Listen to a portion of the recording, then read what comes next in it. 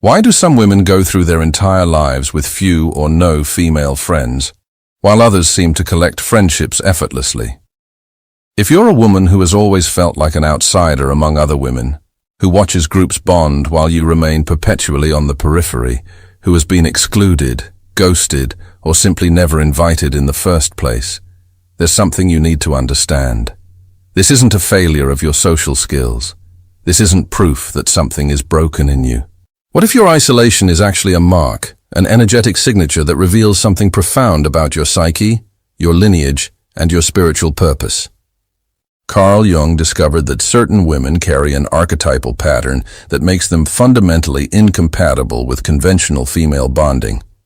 These women trigger something in other females that leads to inexplicable rejection, subtle sabotage, and a lifetime of standing alone. But here's what nobody tells you about this pattern. The very thing that isolates you from superficial female circles might be the exact quality that marks you for a deeper initiation, a psychological and spiritual journey that most women will never undertake because they're too comfortable in the collective. We're going to explore why you've never truly belonged among women, what ancient wound you're carrying that repeats across your relationships, and how this forced solitude might be the doorway to a form of feminine power that exists completely outside the need for external validation. The pattern reveals itself early, often in childhood, when a girl first senses she doesn't mirror back what other females expect to see. Jung understood that our first encounter with the feminine archetype occurs through the mother, and when that relationship is marked by coldness, competition, or emotional abandonment, something fractures in the daughter's capacity to trust female connection. The maternal complex doesn't simply create one wound. It establishes a template, a psychic blueprint that repeats throughout life in every attempted friendship, every circle of women she tries to enter.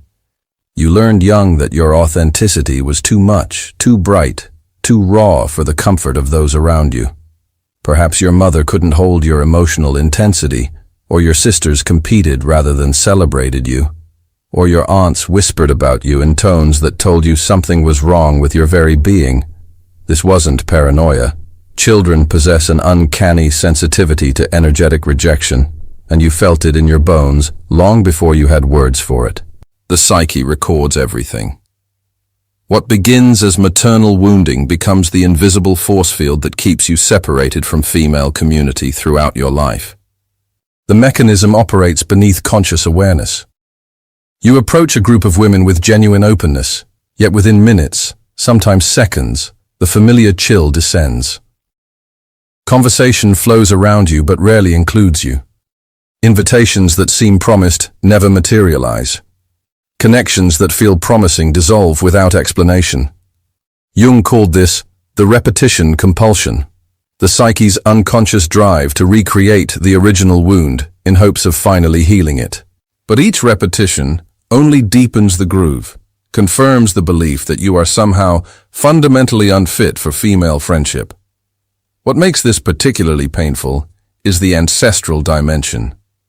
Look back through your maternal lineage, and you'll likely find other women who walked alone, grandmothers who were gossiped about, great aunts who never quite fit in their communities, mothers who had acquaintances but no true intimacy.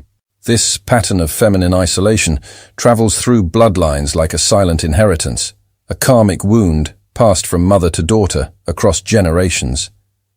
You're not just carrying your own loneliness, you're bearing the accumulated solitude of women who came before you, women who also couldn't or wouldn't conform to the collective feminine mask. But here's where the story shifts, where we must look at your solitude through a different lens entirely.